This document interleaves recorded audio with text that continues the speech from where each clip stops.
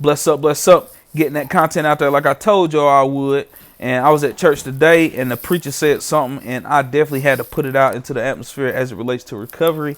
But he was talking about your faith in Christ not only needs to be applied to your desperate situation, but it needs to be applied to your daily situation.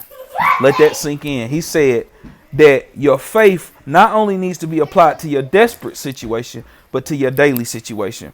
And that hit me because in recovery, one thing I notice is people give up the high cost of low living after hitting the bottom. You feel me? And a rock bottom is a solid foundation to build from, a desperate place. In recovery, we call it the gift of desperation. But some people, they get that gift of desperation and then they get comfortable. They get complacent. You dig what I'm saying? And that complacency is not where it's at, because when people get complacent, they stop doing what they need to do for maintenance of the spiritual condition. And the next thing you know, they lost in the sauce doing stuff they know they ain't got no business doing. You feel me? I'll give you an example. There was a guy that I was mentoring.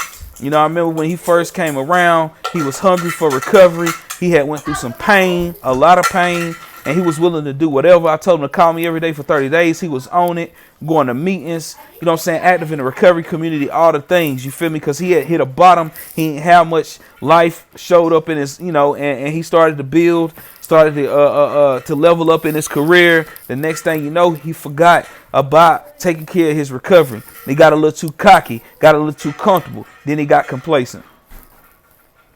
Then you lost in the sauce. Next thing you know, you're back up there using. Pardon the noise. I am a whole live parent. Hey, girl, say what's up to YouTube. What's up? But for real, I'm going to tell you, I remember, you know, what it was like for him when he was desperate versus what it was like toward, you know, here recently. And, you know, no shade. You know, I'm still here to help the brother if he ever reached out for help. Still reach out and check on him. You dig what I'm saying? But the reality of it is, going back to what led me to doing this video, is that your faith or your recovery principles, you know, because I wanted to flip it. She took over the whole video. I wanted to flip it for it to be about recovery. And I said, you know, you got to not only practice the principles in your desperate situation, but you got to practice them in your daily situation.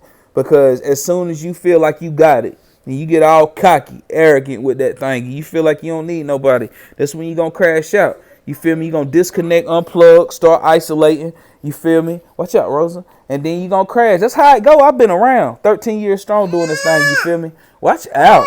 Yeah, you hear her? She turning up. But anyway, your principles need not only be applied to your desperate situation. They also need to be applied to your daily situation. And we need not forget where we came from, lest we end up being complacent and crash out. And these days, crashing out, boy, ain't no promise you going to make it back. Because they lacing drugs with everything these days. You know what I'm saying? So be careful. Stay woke and stay strong. Stay active. Stay militant. Stay grounded. You know? Stay solid, man. One day at a time. Bless up.